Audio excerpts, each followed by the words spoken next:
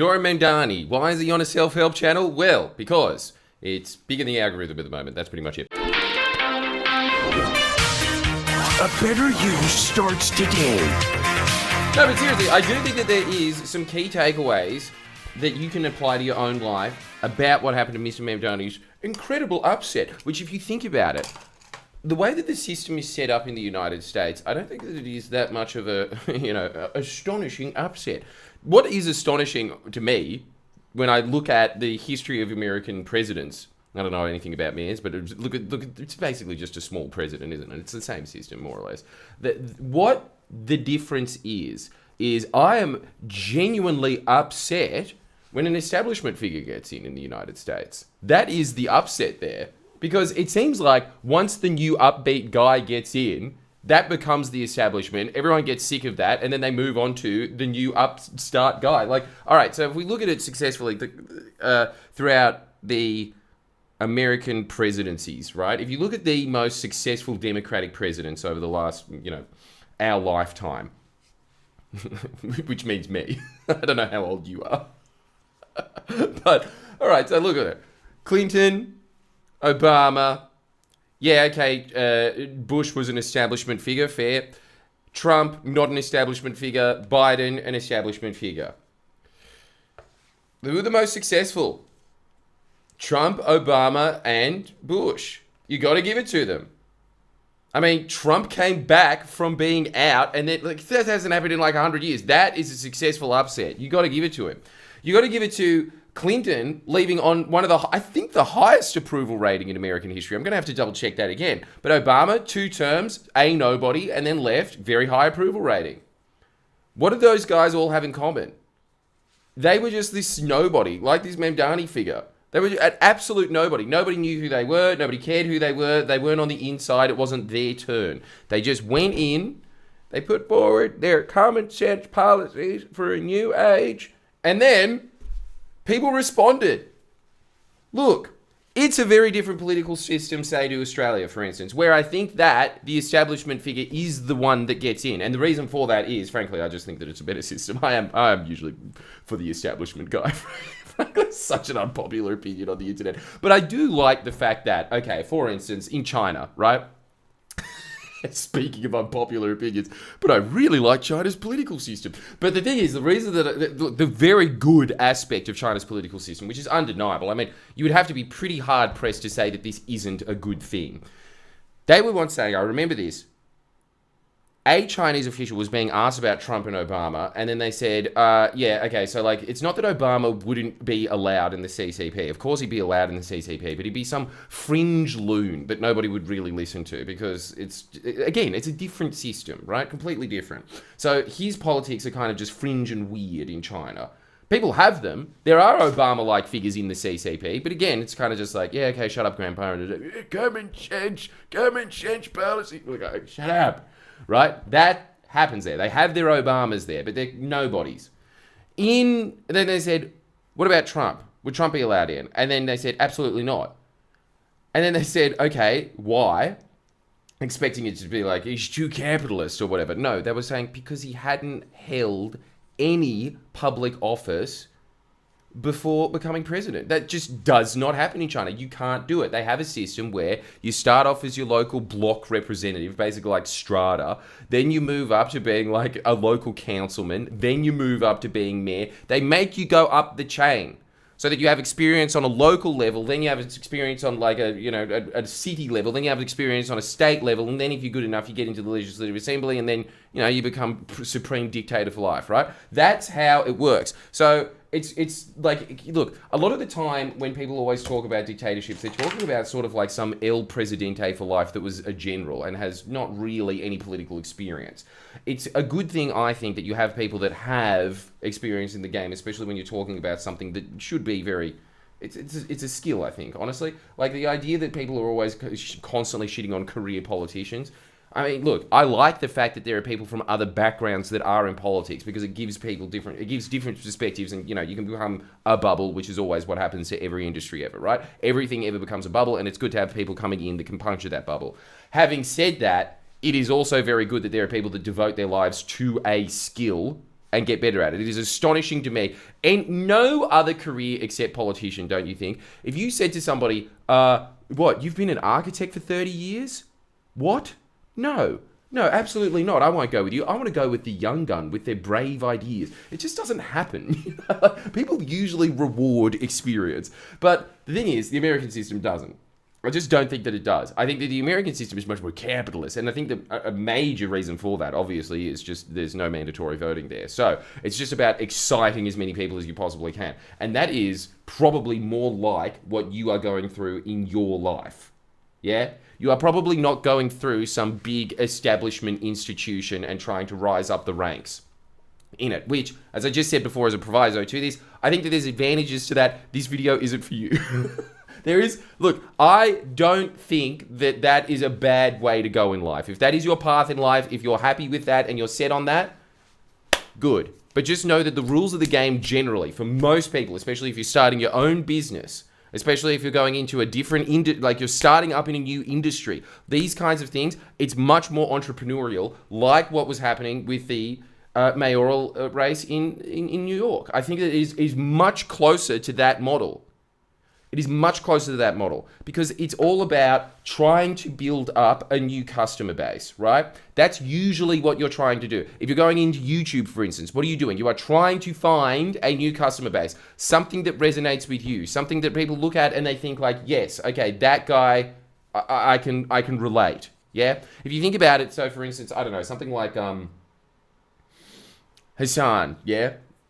His audience, it's going to be very different to the audience of, he's the guy with the beanie on his head, Tim Pool, yeah? Like, they're just different audiences, and they're never going to have that crossover. Maybe some of them will steal some of their, and you know, in the contest of ideas it'll happen, but generally, there's kind of just a genetic composition of the type of person that is going to watch that. You, for instance, watching this now, unless you're a new clicker, and make sure that you subscribe, by the way, but if you have been around for a long time, why? It's because you see something in me that resonates with you, and that's why. And vice versa, right? Like, if I met you on the street, we would have a fairly similar outlook on the world. This is what I think happens with, say, establishment figures, right? The thing is, how do I put this? I know from talking to people who work in local council, there's this guy that I know who used to work in local council, and he was a town planner, and he had the opportunity. He was rising up the ranks quickly because he was talented. And obviously in government, there's a lot of people that just sit there and are happy to coast by on their 130 grand a year, not much responsibility, yeah? But he was ambitious and he was hungry, so he was going up the ranks. And it got to the point where he was offered, I think, assistant general manager or something. And his whole life, he was sitting there saying, why isn't the assistant general manager doing this? Why isn't the assistant manager doing that? This is I can't believe this. He's so bad. He's so incompetent at his job. Then he became assistant general manager. And you know what his phrase was? Quote, "My God, the view is different from up here." And that's what I think happens. Look, I think that when you are in politics, you can sit there and you can be the rabble-rouser and, yeah, we're not going to take it anymore. And then you get into office. It's very much like The Wire. You get into office and then people say, like, no, the budget is set out like this for this reason.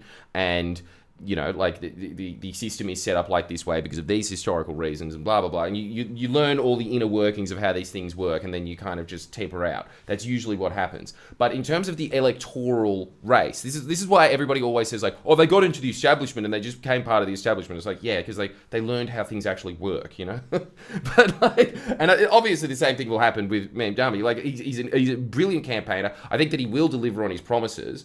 But and I do like, this was a very, I do like the fact about his campaign. It was very sensible. It wasn't that kind of like the Greens party here just promising the universe and having absolutely no way that they can deliver on any of it. The things that he was promising were pretty practical things, yeah? I'm imagining that when he gets in, it's always like anyone that ever gets in, there's this huge fervor of like, yeah, they're going to change the world. And then they get in and then it's like, oh, they just, like Obama became a competent manager. And that's just because that's reality, right? But like in terms of just exciting people to get into the position that they're in, what they are doing every single time is, and this is really important, a generational change is happening with them. So with Bill Clinton, the whole thing was a new way. And that was something that was actually stolen from us, by the way, Americans. Yep. That's true. That they stole that style of politics from us, didn't do it as well as us. And I don't really blame Bill Clinton for that, by the way. I've got my own theories on that. But I think that, honestly, our Reagan came second. You understand? So, like, the 80s was very important for setting up the world.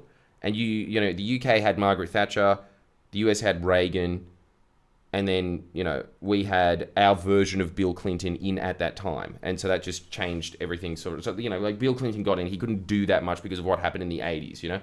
But his style of politics was very much just like, I don't have an ideology. I'm just going to look at the facts. I'm going to be combining things of like the free market, and I'm going to be combining things of social welfare, and we're going to be combining these things together. It's a new, exciting approach, an invigorating approach to politics. That's what he was campaigning on. Then when it came to Obama, it was just like, we need a total shake-up. We need a complete and utter shake-up. Washington's, you know, it's not working for the everyman anymore. And then Trump comes along and is just like, it's a swamp, it's a total swamp. Look, it's always the outsider in these things. They're the ones that have the excitement around them. Because if you think about it, look, Hillary Clinton then runs, and then what's she running on? She's basically running on, I am going to be like Bill Clinton. But Bill Clinton isn't exciting and new anymore. Bill Clinton is establishment figure. And so everyone go, boo, and then it moves on to the next thing. So what I'm saying is, look, fortune favors the bold. And I think Mamdani is just another example of that. Mamdani is another example of, you looked at every of the other mayoral candidates and they were pretty much just running a Cuomo script but not being Cuomo. And everybody was tired of Cuomo because he'd been around for so long, essentially, right? Like, it's just, I swear to God, in America's political system, you are at a disadvantage if that is the case. And then he comes out and then he says, no, I'm with a breath of fresh air. You know, like, he was really speaking to our generation and the way that we look at politics. And so he's bringing that coalition to the voting booths. And so that changes because he's brought in, what's the big takeaway here? He's brought in a new market, for lack of a better word. He's brought in something new. And this is what I am saying. A lot of the time in life, I think that you are waiting for your turn. And you look at all the other figures there that were waiting for being mayor. I'm sure that they probably, a lot of them, have a lot of experience in local politics. They probably know the ins and outs. And look, that was to their disadvantage in their system. In their system, that is to a disadvantage. It is better to just come in with that fresh eyes and be like, this is how people view politics at the moment from my generation. So, you know, people in their 30s, this is how we view politics. And then you are bringing that with you. All I'm saying is, a lot of the time in life, you are waiting for your turn.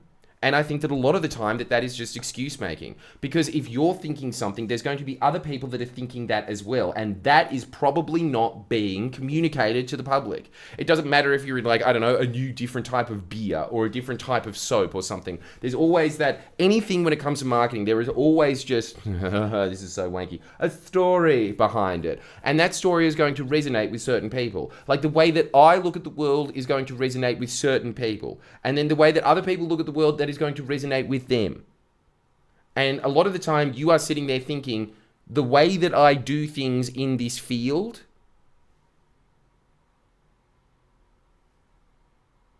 I'm going to copy the script of what was happening before. But you won't be exciting anyone into that field. And you'll just be a pale imitation of the people that already are in that field. You're not going to excite anyone. You're not going to start anything new. This is what this shows. If you stick to your convictions, you will be rewarded. If you are an outsider, especially when it comes to anything entrepreneurial, if you are an outsider, you are at an advantage.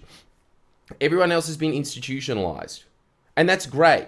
I don't have a problem with institutions. I think that the reason that we exist and we have been able to create a planet that has 9 billion people on it is precisely because of institutions. People need to keep those things running. But if you are coming in with a fresh set of eyes, you will attract a different market. You will attract different audiences. And then you will become another institution eventually. And that's the cycle of life. But don't just sit there and think like, oh, I just need to wait for my turn, or oh, I need to do what was done beforehand. Because the whole thing is that, look, if you sit there and you think that things need to be done differently in your industry, I'm telling you now that there are other people that are thinking exactly the same thing. And it's just that nobody has said it because they have been institutionalized. So don't shy away from that in life. Just remember, it's such a good phrase to keep in the back of your mind constantly. Fortune favors the bold, especially because even if you fail on your ass, and I'm sure there probably is Mamdanis that were running the same kind of politics that he was in mayoral candidate debates. It's just that it wasn't their time to do it. But you won't ever know if it's your time to do it or not until you give it a go. And let me just say this. Odds are on your side that it is, purely because you exist, and there are other people that are part of your age group that also exist. So give it a go. Anyway, if you like that, make sure that you sign up to Jordan Shanks. Make sure you sign up to the Patreon, where we do up to 3 videos a week. No, sorry, we do 3 videos a week that are actually life coachy stuff, that actually do give you the things that you need to do to get ahead in life. This is the whole point. And look, again, I've said this 1,000 times. If this doesn't resonate with you, find another self-help channel that does. It's just important for you to be focusing on these things for, like, give it an hour here and there a week at minimum, right? It is kind of the same as just bathing. You need to have somebody sitting there that is sitting and saying to you things like this all the time of like, yes, you can push forward, and yes, you will achieve your goals if you do so. Otherwise, you just forget and you just go on the little hamster wheel for the rest of your life, and we don't want that, and that's why I think that you should sign up to Jordan Shanks. That's why I think you should come to the seminars links below. I'll see you next time.